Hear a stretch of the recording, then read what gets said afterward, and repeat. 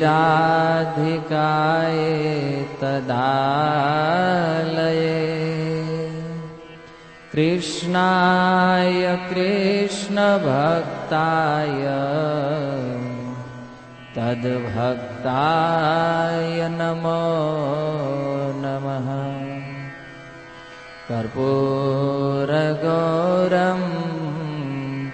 करुणावतारं संसारसारं भुजगेन्द्रहारं सदा वसन्तं हृदयारविन्दे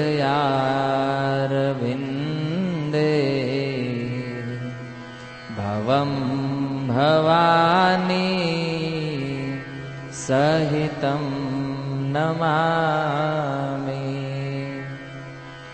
नीलाम्बुजश्यामलकोमलाङ्गो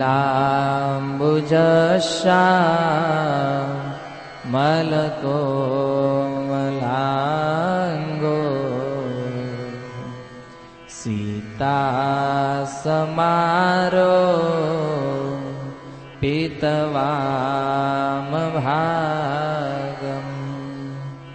पाणो महासायकचारुचापम्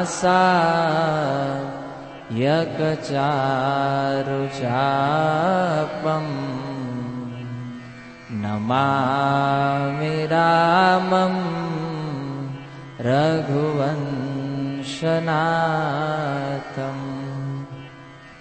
यस्या कदापि वसना चलखेलनोत्थ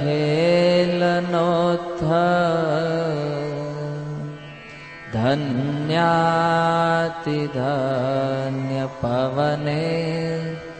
न कृतार्थमाने। योगेन्द्रदुर्गमगति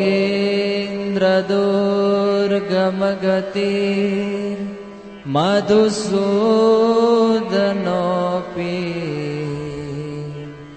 तस्या नमोऽस्तु वृषभानुभुवो दिशेऽपि। करारविन्दे न पदारविन्दम्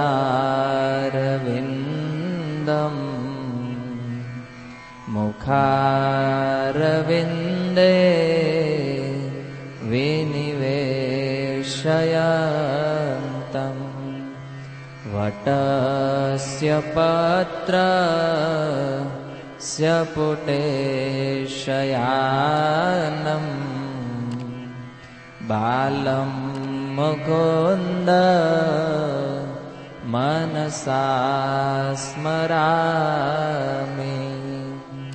बालं मुकुन्द मनसा स्मरामि।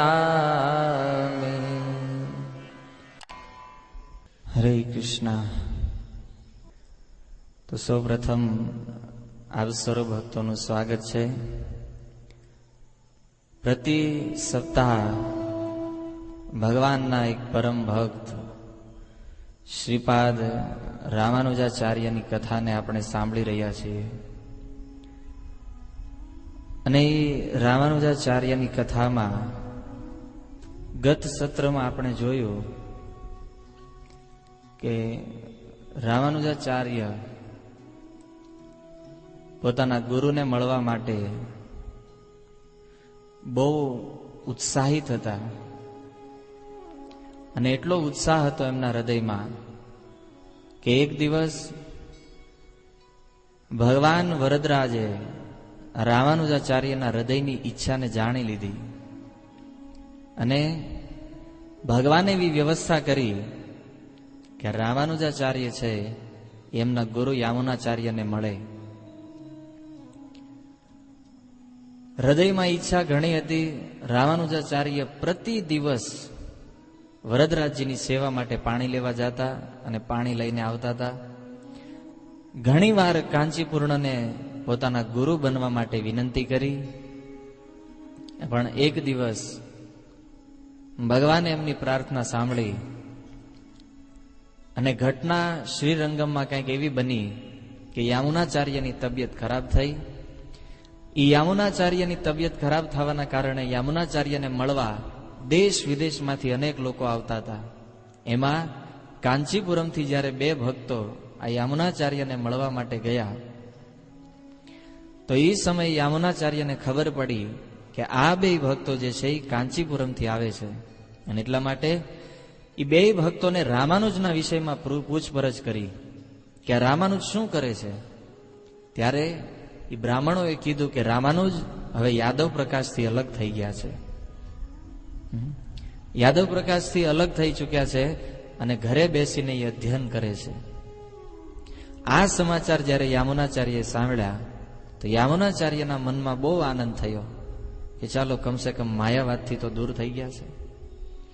પણ ભગવાન પોતાની લીલા દ્વારા કંઈક અલગ સિદ્ધાંતોને, કંઈક અલગ વસ્તુને આ ભક્તોની સામે પ્રગટ કરવા ઈચ્છતા હતા.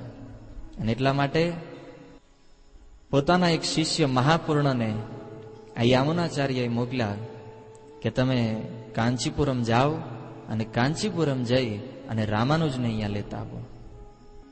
આ બાજુ મહાપૂર્ણ રામાનુજાચાર્યને લેવા માટે કાંચીપુરમ આવે છે. અને એ સમયે કાંચીપુરમમાં આવી વરદરાજજીના મંદિરમાં યામુનાચાર્ય દ્વારા લખેલા એ 8 શ્લોક, જેને સ્તોત્ર રત્નમ કહેવામાં આવે છે, એ સ્તોત્ર રત્નમને સંભળાવી અને રામાનુજને પોતાની સાથે આવવા માટે તૈયાર કરે છે. રામાનુજ અને મહાપૂર્ણ 2 કાંચીપુરમથી નીકળે છે શ્રીરંગમ જવા માટે. અને શ્રીરંગમ જતા જતા રસ્તામાં ખબર પડી કે યામુનાચાર્યએ શરીર છોડી દીધું છે. બહુ દુઃખ થયું એમના હૃદયમાં. પણ મહાપૂર્ણએ સ્થિતિને સંભાળી લીધી અને વિચાર કર્યો કે જો સમયસર આપણે શ્રીરંગમ નહીં પહોંચવી તો ત્યાંના જે બ્રાહ્મણો છે એ યામુનાચાર્યના શરીરને યા તો જમીનમાં દફનાવી દેશે યા તો એના શરીર સાથે કાંઈક છેડછાડ કરશે.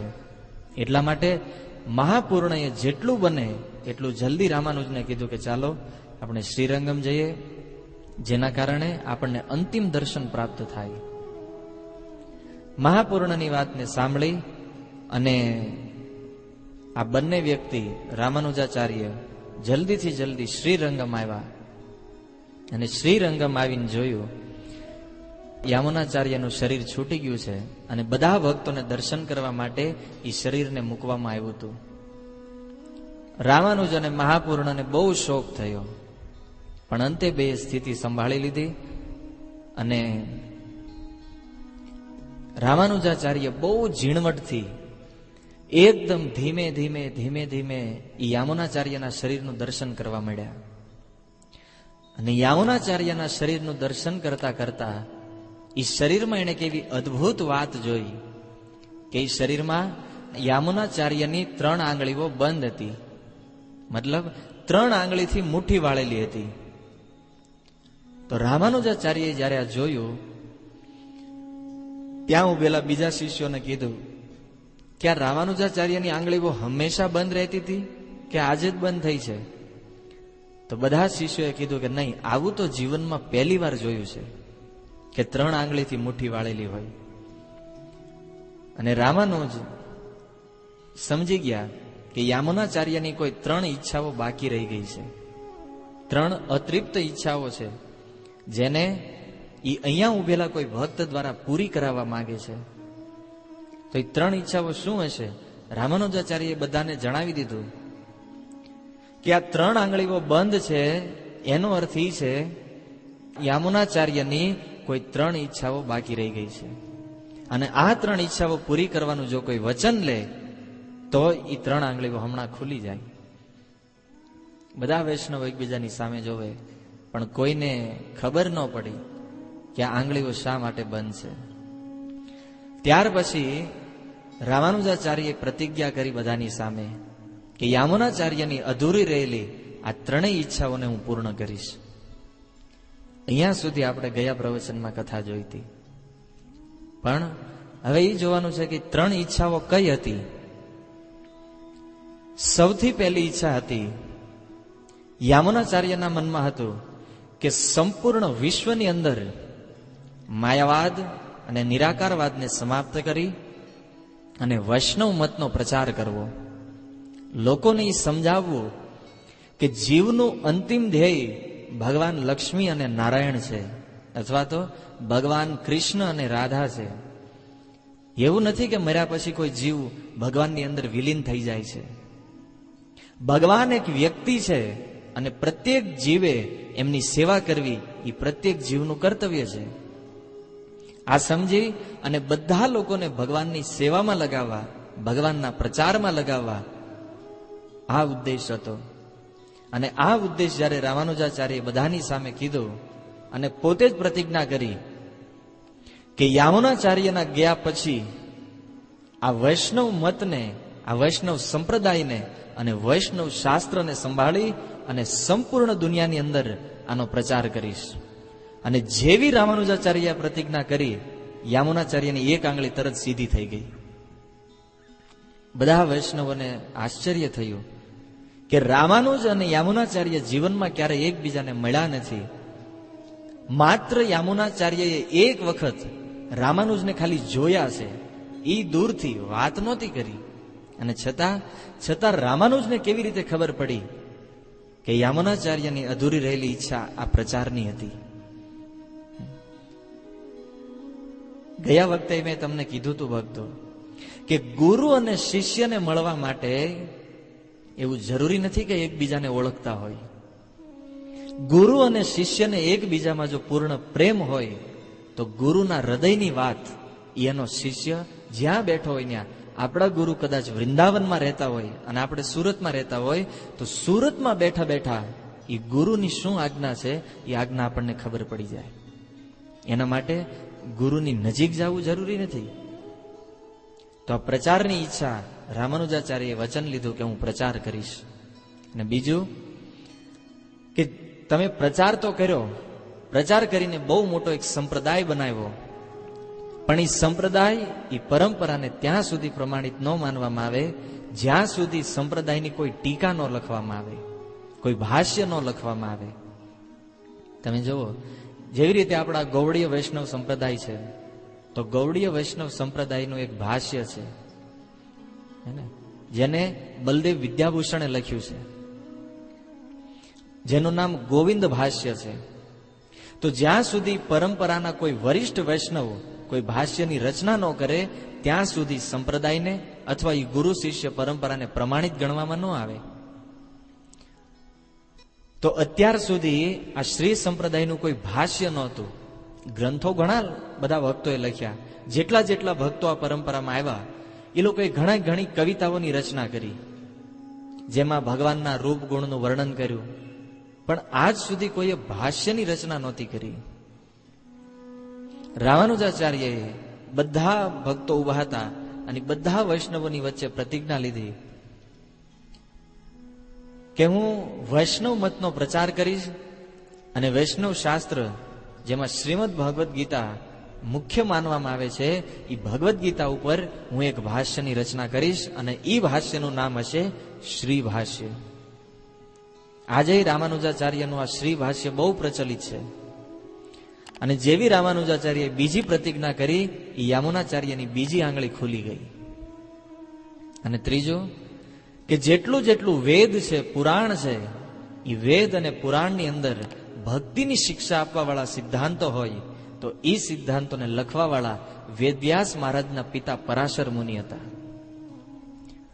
તો એ વેદવ્યાસ મહારાજના પિતા પરાશર મુનિએ એક ગ્રંથની રચના કરી જેનું નામ પારાશર સ્મૃતિ છે. એ પારાશર સ્મૃતિની અંદર ભક્તિના સિદ્ધાંતોની રચના કરવામાં આવી છે. તો એ ભક્તિના સિદ્ધાંતોનો પ્રચાર કરવા માટે, એ ભક્તિની ધારાને યથાવત રાખવા માટે મારી પરંપરામાં હું એક એવો શિષ્ય બનાવીશ જે શિષ્યનું નામ હું પરાશર રાખીશ.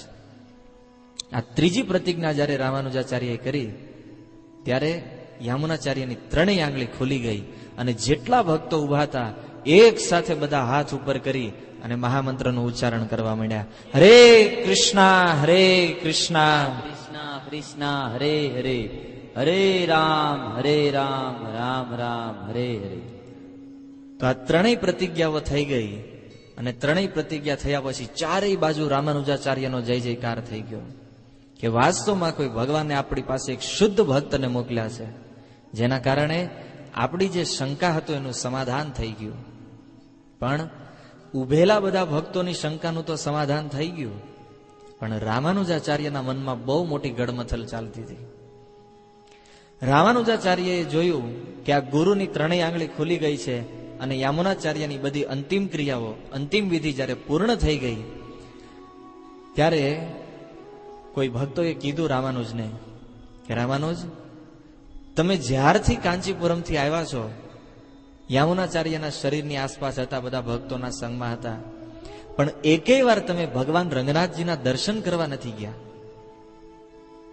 આટલે દૂરથી તમે આવ્યા છો તો કમસે કમ અમારી ઈચ્છા છે કે તમે રંગનાથજીના દર્શન કરો.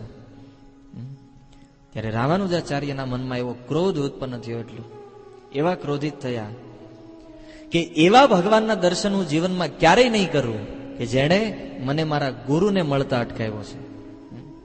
રંગનાથજી ભલે સાક્ષાત ભગવાન છે, પણ એ રંગનાથજીના દર્શન હું ક્યારેય નહીં કરું.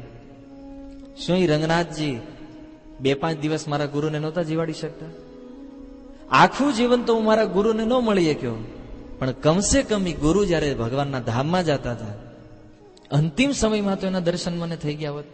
અંતિમ સમય કંઈક વાત કરવાનો થોડો મોકો મને આપ્યો હોત. અરે રંગનાથજી જો ચાહે તો વર્ષોના વર્ષ યામુનાચાર્યને જીવાડી શકે, અને એ જ ભગવાનની એને જીવનભર સેવા કરી. એ ભગવાનને એટલી દયા ન આવી અમારી ઉપર કે મને મારા ગુરુને એકવાર મળવા દે, દર્શન નહીં કરું. પણ રામાનુજ સમજી ન શક્યા કે આ ભગવાનની યોજના હતી. ન આવ્યું સમજમાં, અને ભગવાન ઉપર એટલો ક્રોધ થયો કે એ રંગનાથજીના દર્શન કર્યા વગર આ રામાનુજ કાંચીપુરમ પાછા આવી આવ્યા. ન ગયા દર્શન કરવા માટે. બહુ સમય આવી રીતે વીત્યો અને રામાનુજના મનની અંદર પ્રબળ ઈચ્છા થતી ગઈ કે જીવનમાં એક ગુરુ મળે એવા હતા શુદ્ધ, અને એ ગુરુ ભગવાનના ધામની અંદર વયા ગયા. હવે ગુરુ વગરનું જીવન શું કામનું છે? ઘરે બેસે, કથાઓ વાંચે, ભક્તિ કરે, પણ ભક્તિમાં ક્યાંય મન ન લાગે. બહુ પ્રયાસ કરે ભગવાનમાં મન લગાવવાનો, પણ ભગવાનમાં મન લાગે નહીં. અને અંતે નક્કી કર્યું કે ગમે એ વર્ણનો હોય, ગમે એવા હોય, પણ એક શુદ્ધ વૈષ્ણવ ગુરુની જરૂર છે મારે. જીવનમાં બધું હતું, જ્ઞાન રામાનુજાચાર્ય પાસે કમ નહોતું, ભક્તિની કોઈ કમી નહોતી, પણ ભગવાનની નજીક લઈ જાય એવા ગુરુની કમી હતી. એટલે જ શાસ્ત્રમાં કીધું છે ભક્તો કે આ સંસારની અંદર કોઈ પણ વ્યક્તિ શુદ્ધ ભક્ત હોય, એ પછી ભલે ગમે એવા નિમ્ન કુળમાં એનો જન્મ થયો હોય, છતાં જો એ કૃષ્ણ તત્વને જાણતો હોય તો એને ગુરુના રૂપમાં સ્વીકાર કરી લેવો જોઈએ. અને તરત જ વાર ન કરવી જોઈએ. કારણ કે વાર જો કરશો તો શું થશે? જેવી રીતે એક ગુરુ વયા ગયા એવી રીતે બીજા ગુરુ વયા જાય, અને બીજા ગુરુ વયા ગયા એવી રીતે ત્રીજા ગુરુ વયા જાય. પછી ગુરુ વગર જીવન, અને કદાચ એવું બને કે ગુરુ અહીંયા રહી જાય અને શિષ્ય પોતાનું શરીર છોડીને વયા જાય. એટલા માટે જલ્દીથી જલ્દી જીવનમાં ગુરુ ધારણ કરવા જોઈએ. કારણ કે ગુરુ જ આપણને સહી માર્ગ, સહી દિશા બતાવે છે કે કઈ દિશામાં ભજન ભક્તિ કરવું જોઈએ. ભક્તમાલની અંદર એક બહુ સુંદર વાત લખી છે કે આ પીપળાનું જે ઝાડ છે, એ પીપળો શેમાંથી ઉત્પન્ન થાય ખબર તમને? પીપળો જે છે એ કાગડાની વિષ્ઠામાંથી પ્રગટ થાય છે. કાગડો જે ચરકે એ ચરકમાંથી પીપળાનું વૃક્ષ બને. આપણને કદાચ નહીં ખબર હોય, ગામડામાં જે લોકો રહેતા હોય ને જાણતા હશે.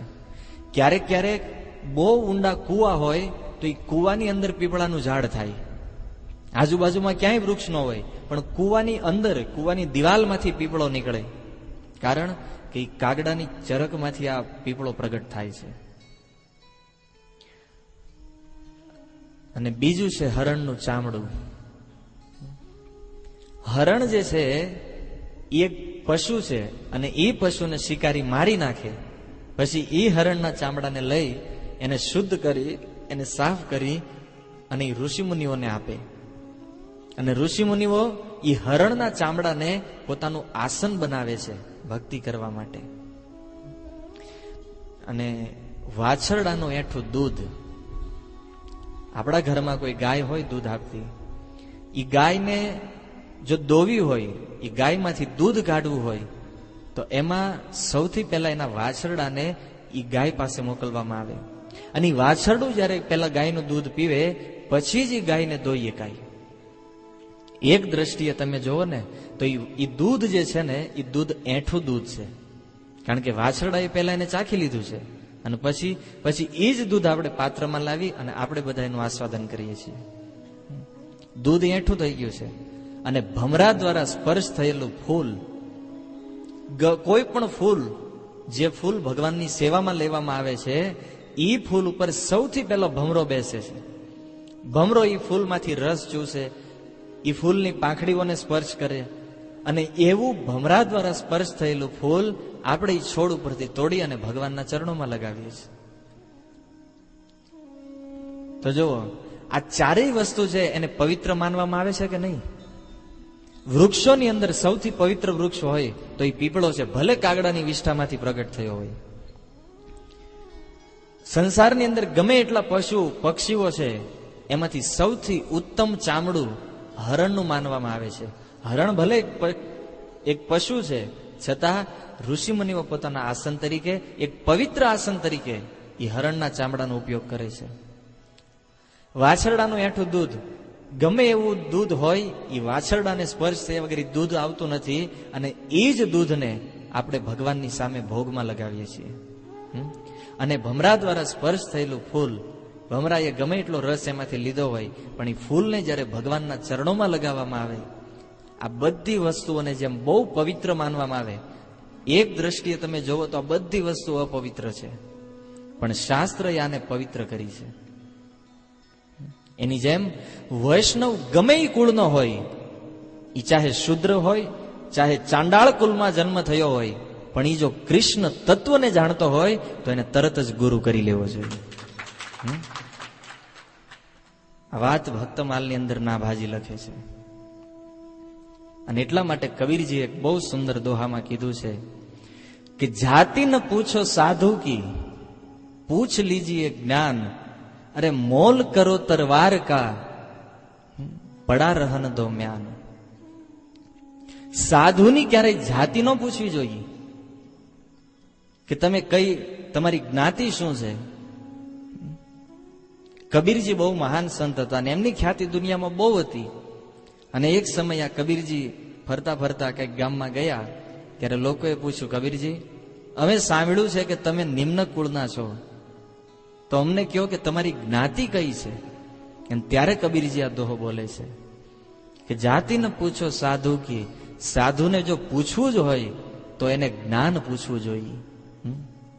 કે તમારી પાસે ભગવદ્ ગીતા અથવા ભાગવતનું જ્ઞાન હોય તો એ જ્ઞાન અમને સંભળાવો. એને જાતિ ન પૂછાય, એનું જ્ઞાન પૂછો. અને આ વાતને ભગવદ્ ગીતાની અંદર પણ પુષ્ટિ કરવામાં આવી છે. તદ્વિત્વી પ્રણિપાતેન પરિપ્રશ્નેન સેવયા, ગુરુની પાસે જઈ અને ઉત્તમમાં ઉત્તમ પ્રકારના પ્રશ્ન પૂછવા જોઈએ. અને એને સમજાવવા માટે ઉદાહરણ આ જ દોહામાં આપ્યું છે કે જેવી રીતે સાધુની જાતિ નહીં પૂછી, એનું જ્ઞાન પૂછવું જોઈએ. કારણ કે તમારે તો મૂલ્ય જ જો કરવું હોય તો મૂલ્ય તલવારનું કરવું જોઈએ. મ્યાન હારે શું લેવા દેવા છે? મ્યાન તો એક ખોખું છે, ખોખાની કિંમત ન થાય ક્યારેય. એની જેમ વૈષ્ણવોનું જે શરીર છે, એ વૈષ્ણવોનું શરીર એક ખોખું છે, પણ એની અંદર રહેલો જે આત્મા છે, એ આત્મા કેટલો પવિત્ર છે અને કેટલો ભગવાનને શરણાગત છે, એનું મૂલ્ય કરવું જોઈએ. તમને કોઈ કહે કે તમે દુકાનેથી તલવારની ખરીદી કરો, અને તલવાર ખરીદી કરવા માટે તમે જાઓ, અને તમે તલવારને સાઈડમાં મૂકી અને તલવારનું જે બોક્સ હોય જેને મ્યાન કહેવામાં આવે, એ મ્યાનનો ભાવ કરાવો તો શું કહે છે લોકો આપણને? કેમ મૂર્ખ છે? કેમ મૂર્ખ છે? કારણ કે મૂલ્ય જ જો કરવું હોય તો મૂલ્ય તલવારનું કરવું જોઈએ. આપણું કાર્ય તલવારથી સિદ્ધ થવાનું છે, એના મયાનથી નહીં. એની જેમ વૈષ્ણવોને જો શરણાગત થવું હોય, ગુરુને જો શરણાગત થવું હોય, તો ગુરુના ગુણને જાણો, ગુરુના જ્ઞાનને જાણો. ગુરુ કઈ જાતિના છે, ક્યાંથી આવે છે, એની સાથે કાંઈ લેવા દેવા નથી ભક્તો. અને આવી વાત મનની અંદર વિચાર કરી રામાનુજ એ શ્રીરંગમને છોડી અને કાંચીપુરમ પાછા ફર્યા. કાંચીપુરમમાં આવી અને નક્કી કર્યું કે ગમે એ રીતે આ કાંચીપુરણને ગુરુ બનાવવા છે. 5 વર્ષનો હતો ત્યારથી એને કહું છું, તમે મારા ગુરુ બનો, ગુરુ બનો, પણ હજી સુધી એકેય વાર લાગમાં નથી આવ્યા. હવે એવી કંઈક રચના કરું, એવું આયોજન કરું કે જેના કારણે આ કાંચીપૂર્ણ મને શિષ્યના રૂપમાં સ્વીકાર કરી લે. અને આવું જ એક કંઈક ઘટના કબીરજીના જીવનમાં બની હતી ભક્ત. કબીરજીના ગુરુ હતા રામાનંદ સ્વામી. અને આ રામાનંદ સ્વામી એટલા બધા ચુસ્ત વૈષ્ણવ હતા કે બીજા આલતુ ફાલતુ કોઈ લોકોને પોતાના શિષ્ય નહોતા બનાવતા. કબીરજી રોજ મળવા માટે જાય કે તમે મને દીક્ષા આપો, મને શિષ્યના રૂપમાં સ્વીકાર કરો. પણ એ રામાનંદ સ્વામી સુધી એના શિષ્યો મળવા જ ન જવા દે. બહારથી જ કહી દે કે યવન લોકોને, મુસલમાન લોકોને રામાનંદ સ્વામી દીક્ષાની વાત તો દૂર રહી, એ મુસલમાનોનો પડછાયો નથી જોતા. કબીરજીએ વિચાર કર્યો કે આટલા મહાન ગુરુ છે અને એના શિષ્યોમાં આવી હીન ભાવના ક્યાંથી આવી ગઈ? કે આવો જાતિવાદ થઈ ગયો એમાં, કે મુસલમાનને દીક્ષા નહીં આપવાની, હિન્દુઓને દીક્ષા આપવાની. અને આ વાતથી કબીરજીએ વિચાર કર્યો કે આવી રીતે આ ગુરુ નહીં બને. આને ગુરુ બનાવવા માટે મારે કંઈક બીજી યુક્તિ કરવી પડશે. રામાનંદ સ્વામી રોજ બ્રહ્મ મુહૂર્તમાં 4 વાગે નદીમાં સ્નાન કરવા માટે જાય. અને એ સમયે કબીરજી એ રામાનંદ સ્વામીની પહેલા જઈ અને એ નદીના ઘાટ ઉપર સૂઈ ગયા. ઘાટના જે પગથિયા હોય એ પગથિયા ઉપર જઈને સૂઈ ગયા. અને જ્યારે રામાનંદ સ્વામી આવ્યા, અંધારામાં ખબર ન રહી, અને એ રામાનંદ સ્વામીનો પગ એ કબીરજી ઉપર પડ્યો અને રામાનંદ સ્વામીના મુખમાંથી નીકળી ગયું રામ. સંત કબીરે માની લીધું કે આ મારા ગુરુ થઈ ચૂક્યા છે, અને એમના મુખેથી જે શબ્દ નીકળ્યો છે રામ, એ જ મારા માટે મહામંત્ર થઈ ગયો છે. અને આવું સ્વીકાર કરી અને કબીરજી તો રામ નામનો જપ કરવા માંડ્યા. એટલી તીવ્રતાથી રામ નામને જપવા માંડ્યા કે ગામમાં બધા લોકોને ખબર પડી અને બધાને કહેતા ફરે કે હું રામાનંદ સ્વામીનો શિષ્ય છું. ગામ લોકોએ બધાએ ભેગા થઈ અને રામાનંદ સ્વામીને કમ્પ્લેન કરી, ફરિયાદ કરી કે તમે ક્યારે કોઈ નિમ્ન જાતિના લોકોને, કોઈ નિમ્ન કુળના વ્યક્તિને દીક્ષા નથી આપતા. અને આ કબીર નામનો એક મુસલમાન વ્યક્તિ એમ કહે છે કે હું રામાનંદ સ્વામીનો શિષ્ય છું. રામાનંદ સ્વામીએ કીધું, અચ્છા એમ વાત છે, એક કામ કરો, એ કબીરને મારી પાસે મળવા લેતા આવો, મારે મળવું છે એને. ને અમુક શિષ્યો જઈને કીધું, કબીરજી તમારા ગુરુ રામાનંદ સ્વામી તમને બોલાવે છે. અને રામાનંદ સ્વામી આ બાજુ તૈયારી કરેલી. હાલાકી રામાનંદ સ્વામીના મનમાં એવું નહોતું કે આ નિમ્ન જાતિનો છે, શુદ્ર જાતિનો, પણ પોતાના શિષ્યોને બતાવવા માંગતા હતા કે વાસ્તવમાં ગમે એવા નીચ કુળનો વ્યક્તિ હોય પણ ભક્ત હોય તો એ ગુરુ બનવા માટે યોગ્ય છે. તો કબીરજી જયારે રામાનંદ સ્વામીને મળવા માટે આવ્યા તો રામાનંદ સ્વામીએ 7 પડદા મૂકી દીધા વચ્ચે. 7 પડદાનું આવરણ, અને 7 પડદાની પેલે પાર બેસાડ્યા કબીરજીને, અને આ બાજુ 7 પડદાની આ બાજુ બેઠા રામાનંદ સ્વામી. કબીરજીએ કીધું, ક્યાં છે ગુરુજી, મારે મળવું છે. તો બધા શિષ્યોએ કીધું કે રામાનંદ સ્વામી અત્યારે પૂજા કરી રહ્યા છે. આ 7 પડદા તમે જે જોવો છો એ 7 પડદાની અંદર રામાનંદ સ્વામી બેઠા છે, એ અત્યારે પૂજા કરી રહ્યા છે. જ્યારે એની પૂજા પૂર્ણ થશે ત્યારે રામાનંદ સ્વામી તમને મળવા આવશે. કબીરજી તો રાહ જોતા બેઠા હતા, પણ અંદર કંઈક એવી ઘટના બની કે રામાનંદ સ્વામી પૂજા કરે પણ એ પૂજા ભગવાન સ્વીકાર ન કરે. અડધી પૂજા થાય તો પૂજામાં કંઈક ને કંઈક વિઘ્ન આવે અને પૂજા ભગવાન સ્વીકાર ન કરે. ત્યારે રામાનંદ સ્વામીએ પોતાના શિષ્યોને બોલાવીને કીધું કે તમે જોવો, આ પૂજામાં કોઈ વસ્તુ ભૂલાઈ નથી જતી ને, કઈ ક્ષતિ નથી ને આ પૂજામાં. બધા શિષ્યો આવીને જોયું, કોઈ કમી કોઈને લાગી નહીં. અને અંતે બધી જગ્યાએ ચર્ચા થવા માંડી, અંદરો અંદર બધા ગુસફૂસ કરવા માંડ્યા કે જીવનમાં પહેલી વાર જોયું કે આપણા ગુરુદેવ રામાનંદ સ્વામીની પૂજા ભગવાન સ્વીકાર નથી કરતા. અને આ વાત જયારે કબીરજીએ સાંભળી, 7 પડદાની પાછળ બેસીને કબીરજીએ કીધું, ગુરુદેવ પૂજામાં તુલસી પત્ર ભૂલી ગયા છો તમે. અને ત્યારે એ 7 પડદાના આવરણને હટાવી અને રામાનંદ સ્વામી એને આલિંગન આપ્યું અને બધા શિષ્યોને બતાવ્યું કે ભક્તો, જીવનમાં ભક્ત બનવું હોય તો આ કબીર જેવા ભક્ત હોવા જોઈએ. એ તો ખુલાસો થઈ ગયો કે કબીરજી શુદ્ધ ભક્ત હતા. પણ અમુક શિષ્યોએ પૂછ્યું કે ગુરુદેવ તમે આને દીક્ષા ક્યારે આપી? આ તો આખા ગામમાં કહેતો ફરે છે કે એ તમારો શિષ્ય છે. ત્યારે કબીરજીએ ખુલાસો કર્યો કે ગુરુદેવ, તમે જયારે સવારમાં સ્નાન કરવા જતા હતા અને ઘાટ ઉપર તમારો પગ એક જીવ ઉપર પડ્યો હતો અને તમારા મુખેથી રામ શબ્દ નીકળી લીધો, એ રામ શબ્દને મેં મહામંત્ર માની અને આજ સુધી નિષ્ઠાપૂર્વક એ રામ નામનો જપ કરું છું અને તમને ગુરુના રૂપમાં સ્વીકાર કર્યા છે. આને કહેવાય દીક્ષા. દીક્ષાનો અર્થ એ નથી ભક્તો કે એક યજ્ઞ થઈ જાય અને સામે બેહારીને હજારો ભક્તોની વચ્ચે ગુરુ આપે, નહીં. હૃદય, ગુરુના હૃદયમાં એકવાર થઈ ગયું કે આ મારો શિષ્ય છે અથવા આ મારો શિષ્ય થવાને લાયક છે, એ જ દિવસે તમારી દીક્ષા થઈ જાય છે. એવું નથી કે ગુરુ અહીંયા આવે ને હવન કરે ને આપણને માળા પહેરાવે એ જ ગુરુ થાય. ચૈતન્ય મહાપ્રભુએ રૂપ ગોસ્વામી અને સનાતન ગોસ્વામીને દીક્ષા આપી. રૂપ અને સનાતન બે ભાઈઓ મહાપ્રભુને મળવા માટે પ્રયાગમાં પ્રથમ વખત, અને બે મુસલમાનના વેશમાં ધોતી કુર્તા નહોતા પહેર્યા, ચૈતન્ય મહાપ્રભુને મળવા આવ્યા છે. અને એ રાજા હુસેન શાહના દરબારમાંથી ભાગ્યા છે. બે પ્રથમ વખત મહાપ્રભુને મળી રહ્યા છે. દાઢી વધી ગયેલી, મુસલમાનોની દાઢી હોય એવી, મુસલમાનોની ટોપી, મુસલમાનોના કપડા, પૂરો યવનોનો વેશ ધારણ કરેલો, છતાં રૂપ અને સનાતન ચૈતન્ય મહાપ્રભુની સામે આવી અને મુખની અંદર એક ઘાસનું તણખલું મૂકી અને અતિ દીનતાથી મહાપ્રભુને જ્યારે પ્રણામ કર્યા, અને એ પ્રણામથી મહાપ્રભુ એટલા પ્રસન્ન થયા કે પ્રણામ કરવા માત્રથી એને કીધું કે આજથી તમારું નામ રૂપ છે અને તમારું નામ સનાતન છે, અને મારી આજ્ઞા છે કે તમે વૃંદાવનમાં જાઓ અને પ્રચાર કરો. લ્યો, આ થઈ ગઈ દીક્ષા. કારણ કે ગુરુ હૃદયથી પ્રસન્ન છે એટલા માટે. ઘણા લોકો કહે છે કે અમારે ગુરુ કરવા છે, ગુરુ કરવા છે.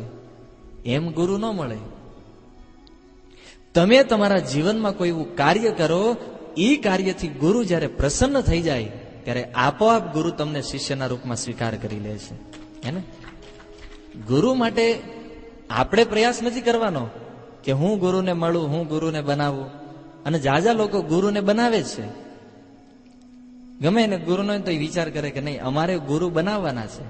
અને દીક્ષા લીધા પછી એ ગુરુને બનાવે.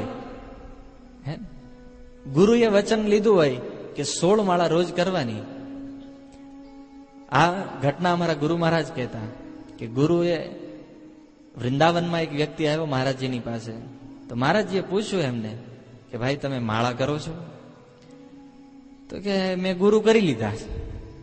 એવો જવાબ આપ્યો, મેં ગુરુ કરી લીધા છે. તો મહારાજજીને એમ થયું કે વળી મારે કંઈક સાંભળવામાં મિસ્ટેક થતી લાગે. મહારાજે બીજી વાર પૂછ્યું કે તમે મહામંત્ર જપો છો? તો કે કીધું ને મહારાજજી, મેં ગુરુ કરી લીધા છે. તો મહારાજજીએ ફરી ત્રીજી વાર પૂછ્યું કે હું તમને એમ પૂછું છું કે તમે હરિકૃષ્ણ મંત્ર જપો છો? તો ઓલો સામે જ કીધું કે મહારાજજી હું તમને એ જ કહું છું કે મેં ગુરુ કરી લીધા છે. પછી મહારાજજી સમજ્યા કે હા, આ ભાઈ કહેવા માંગે છે કે પહેલા હું જપ કરતો હતો પણ જ્યારથી ગુરુ કર્યા ત્યારથી મેં બંધ કરી દીધા. કેમ? કારણ કે હવેની માળા ગુરુ કરે છે બધી.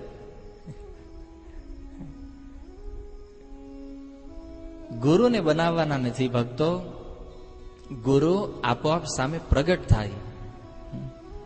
અને કળિયુગની અંદર ઘણા ગુરુ અને શિષ્યો સફળ નથી. એનું કારણ એ છે કારણ કે શિષ્ય ગુરુને બનાવે, ગુરુ શિષ્યને બનાવે. કારણ કે મૂર્ખ ચેલાના મૂર્ખ ગુરુ હોય. ગુરુ એમ માનતા હોય કે આ ચેલો દર ગુરુ પૂર્ણિમાએ આવે છે ને થોડા ઘણા પૈસા મૂકી જાય, ધન મૂકી જાય છે ને આપણું ચાલે છે. ગુરુ એમાં હાલતા હોય. અને શિષ્ય ઈ વેમમાં હોય, જીવનમાં ગમે એટલું પાપ કરો, આપણા ગુરુ બેઠા છે ને, તે ગુરુ ને ચેલાને બેયને પકડીને ભગવાન નરકમાં નાખી દેશે. કારણ કે આંધળા ગુરુ ને આંધળા ચેલા. પણ કબીરદાસજીના જીવનમાંથી આ પ્રસંગ અને એમાંથી શિક્ષા ઈ લેવાની છે ભક્તો, કે એવા શિષ્ય બનો જેના કારણે ગુરુને ઈચ્છા થાય કે મારે આને દીક્ષા આપી છે. તમે દીક્ષા કરતા ગુરુની પાછળ ભાગશો, એમ દીક્ષા નહીં મળે ભક્તો, એમ ગુરુ નહીં થાય. જીવનમાં એવું કઈક કાર્ય કરીને બતાવો જેનાથી ગુરુને એકવાર થઈ જાય કે નહીં, શિષ્ય તો મળ્યો છે બાકી. અને કબીરજીએ સાબિત કરી દીધું કે જાતિ, જન્મ, કુળ ગમે તે હોય, ગુરુ અને શિષ્યનો સંબંધ એ ભક્તિના સંબંધથી બંધાયેલો છે. શિષ્ય કદાચ ગમે એવો નિમ્ન કુળનો હોય અને ગુરુ ઊંચા કુળના હોય, અથવા ગુરુ કદાચ નિમ્ન કુળના હોય અને શિષ્ય ઊંચા કુળનો હોય, પણ સંબંધ બે વચ્ચે ક્યારે સ્થપાય? જ્યારે બંનેના હૃદયમાં પ્રેમ અને ભક્તિ હોય. તો જો મીરાબાઈ મારવાડના મહારાણી છે અને એમના ગુરુ રોહિદાસ ચમાર એક ચામડાને ધોવાનો ધંધો કરવા વાળો છે ને બેયમાં અંતર. શિષ્ય ધનવાન છે અને ગુરુ ચામડા ધોઈને પોતાનું ગુજરાન ચલાવે છે. આ બાજુ રામાનંદ સ્વામી એક બહુ મહાન વૈષ્ણવ છે અને કબીરજી એક નિમ્ન કુળમાંથી આવે છે. ગુરુ ધનવાન છે પણ શિષ્ય નિમ્ન કુળમાંથી આવે છે. છતાં આ ગુરુ શિષ્યની એવી જોડીઓ છે જે આજે ઇતિહાસમાં અમર થઈ ગઈ છે. લોકો આજે એને યાદ કરે છે. એનું કારણ કે આ ગુરુ અને શિષ્યનો સંબંધ એ ભક્તિના સંબંધથી બંધાયેલો છે. રામાનુજાચાર્યએ વિચાર કર્યો કે કાંચીપૂર્ણ ભલે શૂદ્ર કુળમાં એનો જન્મ થયો છે, પણ આ વખતે તો કાંચીપૂર્ણને ગુરુ બનાવીને જ રહીશ. એટલા માટે એણે એક યુક્તિ કરી કે મારા ઘરે આ કાંચીપૂર્ણને પ્રસાદ લેવા માટે બોલાવું, ભોજન કરવા માટે જમવાનું આમંત્રણ આપ્યું. અને જમવાનું આમંત્રણ આપ્યું અને કીધું કે તમારે બપોરે જમવા માટે આવવાનું છે. બપોરના જમવા માટે બોલાવ્યા. જમવા માટે બોલાવ્યા તો કાંચીપૂર્ણ સમજી ગયા, કારણ કે શિષ્ય પોતાને ચતુર માનતો હોય તો ગુરુ તો એનાથી ડબલ ચતુર હોય ને. કાંચીપૂર્ણ સમજી ગયા કે રામાનુજ મને છળ કપટથી ગુરુ બનાવવા માંગે છે. અને તમને એક વાત એ કહી દઉં ભક્તો, જીવનમાં કોઈ પણ મહાન વૈષ્ણવ જ્યારે એની સાથે કોઈ એવી ઘટના બને, જેવી રીતે કબીરજીના જીવનમાં તમે જોયું કે રામાનંદ સ્વામીનું ચરણ કબીરજીના શરીર ઉપર પડ્યું, આનો અર્થ એને દીક્ષા આપી છે. બાકી રામાનંદ સ્વામી જેવા મહાન આચાર્ય ક્યારેય ભૂલ ન કરે. જેનામાં ભૂલ ન હોય એને જ આચાર્ય કહેવામાં આવે ભક્તો. તો જેવી રીતે એ ચરણના સ્પર્શ થવાથી રામાનંદ સ્વામી કબીરજીના ગુરુ બની ગયા. અને આ સંબંધ જે છે, આ સંબંધને સાક્ષાત ગુરુ ન તોડી શકે. ગુરુ કદાચ ચાહે કે મારે આ શિષ્ય નથી જોતો, મારે આ સંબંધ તોડી નાખવો છે, તો ગુરુ આ સંબંધને તોડી ન શકે ભક્તો. કારણ કે અકસ્માત અનાયાસ જે સ્થપાયેલો ગુરુ અને શિષ્યનો સંબંધ એ ભગવાનની ઈચ્છાથી થાય છે. અને એવી જ રીતે આ રામાનુજાચાર્યને વિચાર થયો કે કાંચીપૂર્ણ જો મારા ઘરે પ્રસાદ લેવા માટે આવે તો એમનું જે વધેલું ઉચ્છિષ્ટ છે એ ઉચ્છિષ્ટ ખાય, એ ઉચ્છિષ્ટને ગ્રહણ કરી અને હું એમને ગુરુના રૂપમાં સ્વીકાર કરી લઈશ. આવું આખું પ્લાનિંગ બનાવ્યું, પ્રસાદ માટે આમંત્રણ આપ્યું. કાંચીપૂર્ણ સમજી ગયા કે આ મને ગુરુ બનાવવા માંગે છે, એટલે કાંચીપૂર્ણને જે સમય આપ્યો હતો એ સમય કરતા થોડાક વહેલા આવી ગયા પ્રસાદ લેવા માટે. અને ઘટના કંઈક એવી બની કે રામાનુજાચાર્યની પત્ની જે હતી રક્ષકંબલ, રામાનુજાચાર્યને કીધું કે આજે સારામાં સારી, સુંદરમાં સુંદર વાનગી બનાવો, કારણ કે આજે મારા ગુરુ આવવાના છે પ્રસાદ લેવા માટે. સુંદરમાં સુંદર વાનગીઓ બનાવો, હું મારા ગુરુને લઈને હમણાં આવું છું, ત્યાં સુધીમાં તમે પ્રસાદ તૈયાર રાખજો. રામાનુજાચાર્ય આ બાજુ જેવા ઘરથી ગુરુને લેવા નીકળ્યા તો પાછલા દરવાજેથી કાંચીપૂર્ણ અંદર આવ્યા. અંદર આવી અને રક્ષકંબલને કીધું કે જો હું રામાનુજનો ગુરુ છું, પણ તમે એક કામ કરો, તમે જે કાંઈ ભોજનમાં બનાવ્યું હોય એ અત્યારે મને જલ્દીથી જલ્દી મને અર્પણ કરી દો, જલ્દી મને ભોગ આપી દો. કારણ કે મારે ભગવાનની સેવામાં જવાનું છે અને મારી ભૂખ માટે થઈ અને હું ભગવાનની સેવા છોડી શકું નહીં. એટલે મારે ભગવાનની સેવામાં સમયસર પહોંચવાનું છે.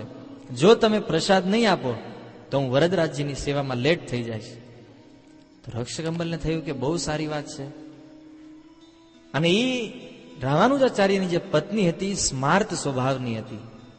સ્માર્ત સ્વભાવ એટલે એના મનમાં એવું હતું કે આ ઊંચા કુળનો છે, આ નીચા કુળનો છે, આ બ્રાહ્મણ છે, આ શૂદ્ર છે, જાતિ ભેદ હતો એના મનમાં. અને એને જોયું કે આ કાંચીપૂર્ણ તો એક શૂદ્ર વ્યક્તિ છે અને આ શૂદ્ર જો મારા પતિની સાથે ભોજન કરે તો મારા પતિ અપવિત્ર થઈ જાત. સારું થયું આ બ્રાહ્મણ એકલા આવી ગયા. તો રક્ષકમલે જલ્દી જલ્દી જે કાંઈ પ્રસાદ બનાવ્યો હતો એ બધો પ્રસાદ કાંચીપૂર્ણને અર્પણ કર્યો. કાંચીપૂર્ણે પ્રસાદ ગ્રહણ કરી અને એમનું પત્તર ઉઠાવી અને એ પત્તર ઉઠાવીને ઘરની બહાર. હવે રામાનુજ જયારે પાછા આવ્યા તો રામાનુજે આવીને કીધું કે ગુરુ તો હજી સુધી આવ્યા નથી. તો એની પત્નીએ કીધું કે તમારા ગુરુ આવ્યા હતા. અને ઘરે આવીને એમણે પ્રસાદ લીધો અને પ્રસાદ લઈને વયા ગયા. ભગવાનની સેવા માટે એમને લેટ થતું હતું. તો રામાનુજાચાર્યએ પૂછ્યું કે તો એમણે જે પ્રસાદ લીધો તો એ થાળી ક્યાં ગઈ? એમનું જે ઉચ્છિષ્ટ વધ્યું હતું. તો રક્ષકમલે કીધું કે એ તો મેં ફેંકી દીધું. કે રામાનુજને બહુ દુઃખ થયું હૃદયમાં કે જેના માટે થઈને 5 વર્ષના હતા ત્યારથી અત્યાર સુધી રાહ જોઈ. એક પ્રસંગ જીવનમાં આવ્યો ગુરુ બનાવવાનો અને એ પત્નીના કારણે ગુરુ વયા ગયા. અને પાછું રક્ષકંબલે એ કાંચીપૂર્ણની એક વસ્તુ ઘરમાં નહોતી રહેવા દીધી. એ જે સ્થાન ઉપર બેઠા હતા એ સ્થાન ઉપર પહેલાના સમયમાં લોકો લીપણ કરતા હે ને, ગાયના કે છાણથી. એ છાણમાં માટીને એવું ભેળવી અને એનું લીપણ કરે ઘરમાં. તો એ કાંચીપૂર્ણ જે જગ્યા ઉપર બેઠા હતા એ જગ્યા ઉપર નવું લીપણ કરી નાખ્યું. રામાનુજાચાર્યએ જયારે જોયું અને એની પત્નીને પૂછ્યું કે આ નવું લીપણ કેમ કર્યું છે? તો એણે કીધું કે તમારા ગુરુ જે હતા એ તો શુદ્ર જાતિના હતા અને શુદ્ર વ્યક્તિ આપણા ઘરમાં બેસે તો એ ઘર અપવિત્ર થઈ ગયું કહેવાય. એટલા માટે મેં આ લીપણ કરી અને આ ઘરને સાફ કરી નાખ્યું છે. આ વાત જયારે સાંભળી રામાનુજના મનમાં અપાર દુઃખ થયું કે કેવી પત્ની ભગવાને જીવનમાં આપી છે. જે વૈષ્ણવોનું એક ચરણ પડવાથી, જેના પગની રજ પડવાથી કરોડો કરોડો જન્મોના પાપ નષ્ટ થઈ જાય, એ વૈષ્ણવ મારા ઘરે આવ્યા મને કૃપા આપવા માટે અને એ કૃપાને લેવાને બદલે એક શુદ્ર સમજી અને એને આને કાઢી મૂક્યા બહાર. આનાથી મોટું દુઃખ શું હોય જીવનમાં બીજું? મનોમન ભગવાનની સામે દલીલ કરે છે પ્રભુ આવા. અને બીજું કે ચાલો પત્ની તો સ્માર્ત સ્વભાવની હતી, એને ભૂલ કરી નાખી, પણ પોતે વૈષ્ણવોની કૃપાથી એ વૈષ્ણવોની ચરણ રથથી વંચિત રહી ગયા. બહુ દુઃખ થયું રામાનુજાચાર્યને, પણ શું કરે? વિચાર કર્યો કે ઠીક છે, હવે પત્ની છે, ભૂલ કરી નાખી છે. રામાનુજાચાર્યે ત્યારથી ઘરમાં આવવાનું ઓછું કરી દીધું. બને ત્યાં સુધી વરદરાજજીના મંદિરમાં રહે, ભગવાનની સેવા કરે અને પ્રસાદ લેવાને સુવા માટે ખાલી ઘરે આવે. સંન્યાસ જેવું જીવન થઈ ગયું એમનું. અને આગળ આ બાજુ કાંચીપૂર્ણને જયારે આ વાત ખબર પડી કે રામાનુજે હકીકતમાં મને ગુરુ બનાવવા માટે પોતાના ઘરે પ્રસાદ લેવા મોકલ્યો હતો, ત્યારે એ કાંચીપૂર્ણ પ્રસાદ લઈને સીધા વરદરાજજીની પાસે ગયા. અને કાંચીપૂર્ણ કોઈ સામાન્ય ભક્ત નહોતા. ભક્તો જેવી રીતે આપણે બે વ્યક્તિઓ સામસામે વાત કરીએ છીએ એવી રીતે ભગવાનની સાથે ડાયરેક્ટ વાત કરતા હતા, સીધા પ્રગટ. અને કાંચીપૂર્ણએ વરદરાજજીની સામે જઈને કીધું કે પ્રભુ તમે આટલું બધું માન મને શા માટે આપો છો? બધી જગ્યાએ રામાનુજ નાનો બાળક હતો ત્યારથી એક બ્રાહ્મણ હોવા છતાં મારી જેવા શુદ્રને એમ કહે છે કે તમે મારા ગુરુ બનો. શું ભક્તિ કરવી તમને પસંદ નથી? મારી ભક્તિ આગળ વધે, મારી ભક્તિમાં પ્રગતિ થઈ તમને પસંદ નથી કે તમે વારી ઘડી આવા લોકોને મોકલો છો અને આટલું બધું સન્માન મને શા માટે આપો છો? તમે પ્રશ્ન કરે છે ભગવાનને. જો આ છે વૈષ્ણવનું વાસ્તવિક દૈન્ય. આપણે થોડું ઘણું બોલતા શીખ્યા હોય, થોડા ઘણા સંસ્કૃતના શ્લોકો આવડતા હોય, અને એટલો અહંકાર હોય આપણા હૃદયમાં કે હું એક વૈષ્ણવ છું, હું મહાન ભક્ત છું. તમે જુઓ, કાંચીપૂર્ણ જે ડાયરેક્ટ ભગવાનની સાથે વાત કરી શકે એ વ્યક્તિ ભગવાનને પ્રાર્થના કરી રહ્યા છે કે તમે આટલું બધું માન મને શા માટે આપો છો? સન્માનથી બચી રહ્યા છે. જો અહંકાર હૃદયમાં ન આવી જાય એટલા માટે. અને અહીંયા તો થોડું ઘણું ભક્તિમાં પ્રગતિ થાય, થોડા ઘણા આગળ વધે, ત્યાં તો એમ માને કે આપણે તો બહુ ઊંચા લેવલના ભક્તો છીએ. એટલું તો લેવલ અહીંયા કોઈનું નથી કે ડાયરેક્ટ સાક્ષાત ભગવાનના ફોટામાં ઉભેલા રાધા દામોદરજી સાથે વાત કરી શકે. અરે દામોદરજી એકવાર હાલીને આવી જાય, સ્વપ્નામાંય કદાચ આવી જાય ને તોય બહુ મોટી વાત છે. સામે ઉભા રહીને વાત કરવાની તો વાત દૂર છે. આ રાધા ને કૃષ્ણ કદાચ સ્વપ્નામાં આવી ગયા હોય ને તોય આપણે મન થાય ઓહો મારી ભક્તિ કેવી સારી ચાલે, ભગવાન મને સપનામાં આવ્યા. અને આ વ્યક્તિ સાક્ષાત ભગવાન એની સામે ઉભા છે, છતાં ભગવાનને કહી રહ્યા શું કામ આટલું માન આપો છો? મારી ભક્તિ નષ્ટ થઈ જશે. કેટલું દૈન્ય છે એમની અંદર. અને આપણને કોઈ આવીને કીધું હોય તો કે પ્રભુજી મારે તમારો શિષ્ય થવું છે.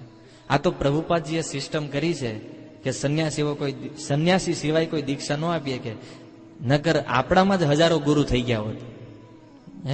અહીંના ગમે એને આવે કે પ્રભુજી દીક્ષા આવી જાવ, જરૂરત છે ચેલાઓની, આપી દો દીક્ષા.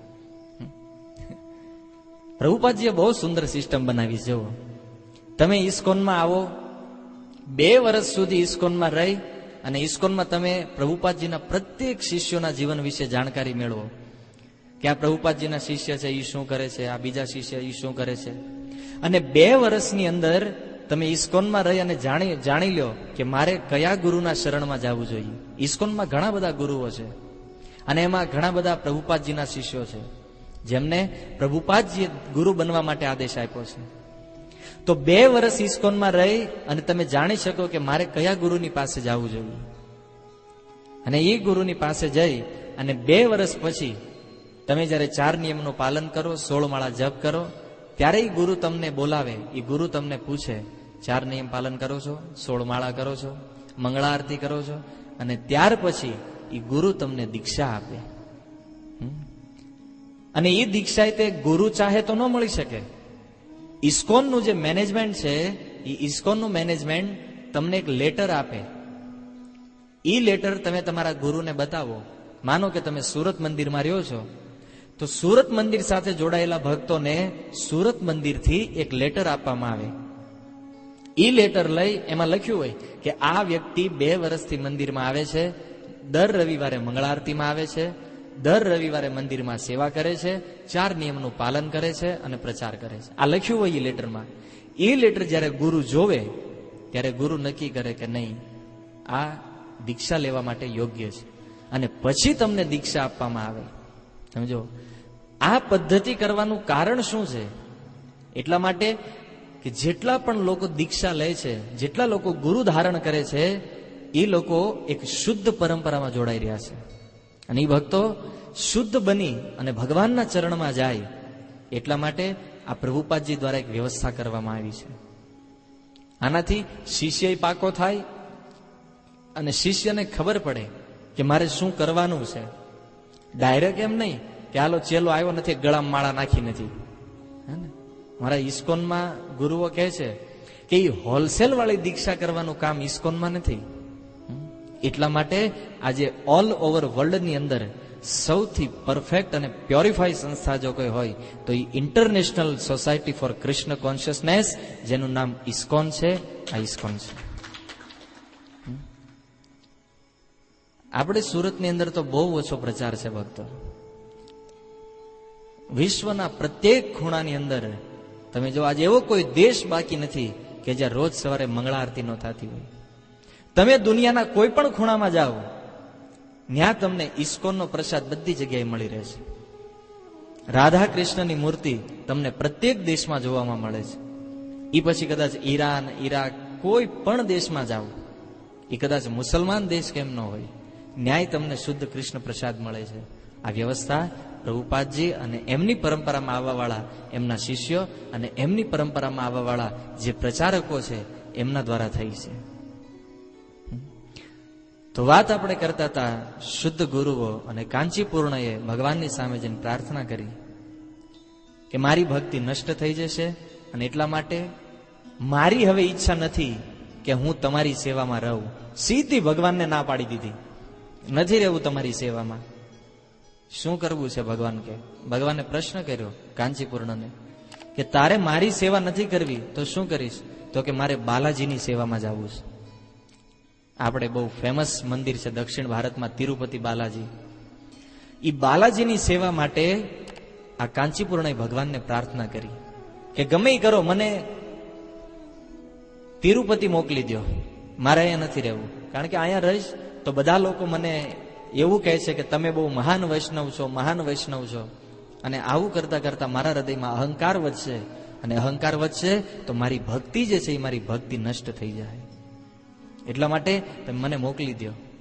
વરદરાજ ભગવાન એક ભક્તના દૈન્ય સામે ઝૂકી ગયા. ભગવાને કીધું ઠીક છે, તમારી ઈચ્છા જો એવી છે કે તમારે બાલાજીની સેવામાં જવું છે તો હું તમને તિરુપતિ મોકલી આપું છું. અને કાંચીપૂર્ણ એ વરદરાજજીને છોડી અને બાલાજી વયા ગયા. બાલાજીમાં ગયા અને 6 મહિના સુધી લગાતાર ભગવાન બાલાજીની સેવા કરતા રહ્યા. 6 મહિના બાલાજીની સેવા કરી અને એક દિવસ એક રાત્રે સ્વપ્નમાં વરદરાજજી પ્રગટ થયા. વરદરાજજીએ પ્રગટ થઈને કીધું કાંચીપૂર્ણ, જ્યારથી તું મારી સેવા છોડીને ગયો છો ત્યારથી લઈ અને આજ સુધી મને કોઈ ચામરથી પવન નથી નાખતું. કારણ કે કાંચીપૂર્ણ જે છે એ રામાનુજ જે કૂવામાંથી જળ ભરીને લાવતા, એ જળથી થોડા થોડા ટીપા ચામર ઉપર નાખી અને ભગવાનને ઠંડો પવન નાખતા હતા. અને એ જે સેવા હતી ભગવાનને બહુ પ્રિય હતી. અને સ્વપ્નમાં આવી અને કાંચીપૂર્ણને કીધું કે તારી જે ઠંડો પવન નાખવાની જે સેવા હતી એ સેવા મારી કોઈ નથી કરતું, એટલા માટે તું બાલાજીથી પાછો વહી આવ્યો. ભગવાનનો જયારે આદેશ થયો એ બાલાજીને છોડી અને કાંચીપૂર્ણ જે છે એ કાંચીપૂર્ણ પોતાના ગામ કાંચીપુરમ પાછા આવી ગયા. કાંચીપુરમમાં પાછા આવ્યા, પાછા વરદરાજજીની સેવામાં લાગી ગયા. રામાનુજને ખબર પડી કે મારા ગુરુ જે છે એ અહીંયા પાછા આવી ગયા છે. તો એમણે તે રોજ હવે વધારે સમય મંદિરમાં રહેવાનું ચાલુ કર્યું, રોજ મંદિરે જાય. પણ ગુરુ તો થયા નહોતા, એટલે પ્રોબ્લેમ જે હતો એ હજી ઉભો હતો ગુરુનો, કે મને કોઈ ગુરુ નથી. તો એક દિવસ કાંચીપૂર્ણએ પૂછ્યું કે રામાનુજ, હું તને જોઉં છું કે બાળપણથી તું ગુરુ ગુરુ ગુરુ કરતો આવે છો. તું મને એક વાત કે તારે ગુરુ કરવા જ શા માટે? શું કામ ગુરુના શરણમાં જવું છે તારે? તો રામાનુજે કીધું કે જો મારા મનની અંદર અમુક સવાલ છે, એ સવાલના મારે જવાબ જોતા છે, એટલે મારે ગુરુના શરણમાં જવું છે. જો એ સવાલના જવાબ તમે આપી શકતા હોય તો મારે કઈ જરૂર નથી. રામાનુજે સીધું કીધું કે એક કામ કરો, તમે જઈને વરદરાજને એ સવાલ પૂછો. તો કાંચીપૂર્ણે કીધું ઠીક છે, હું વરદરાજજીને પૂછી લઉં. રામાનુજ એમના ઘરે ગયા, વરદરાજને પૂછવા માટે કાંચીપૂર્ણ ગયા. પણ એક વસ્તુ ભૂલાઈ ગઈ. રામાનુજે કાંચીપૂર્ણને કીધું કે મારા જે સવાલ છે એ તમે વરદરાજજીને પૂછો, પણ ઈ તો કહેવાનું ભૂલી જ ગયા કે સવાલ કયા હતા. એમ કહી દીધું સવાલ પૂછો, પણ સવાલ કયા હતા એ સવાલ કહેવાના ભૂલાઈ ગયા. અને કાંચીપૂર્ણ વરદરાજજીની સામે જઈને ઉભા રહી ગયા. વરદરાજજીની સામે ઉભા રહ્યા અને કીધું કે પ્રભુ, આ રામાનુજ જે છે એને એક ગુરુની આવશ્યકતા છે, અને ગુરુ નથી એના જીવનમાં, એટલે એણે મને ફરિયાદ કરી છે કે મારે કોઈક શાસ્ત્રમાં કોઈ પ્રશ્ન હોય, ભગવદ્ ગીતા ભાગવતથી મારે કંઈક સમજવું હોય, કંઈક જાણવું હોય, તો ગુરુ વગર કોને પૂછવા જાવ? અને હકીકત છે, આપણે જીવનમાં કંઈક અટવાતા હોય, ગુરુ એટલા માટે છે કે આપણા અંધકાર ભર્યા જીવનને પ્રકાશરૂપી રસ્તો બતાવે. પણ ગુરુ જ ન હોય તો રસ્તો કોણ બતાવે?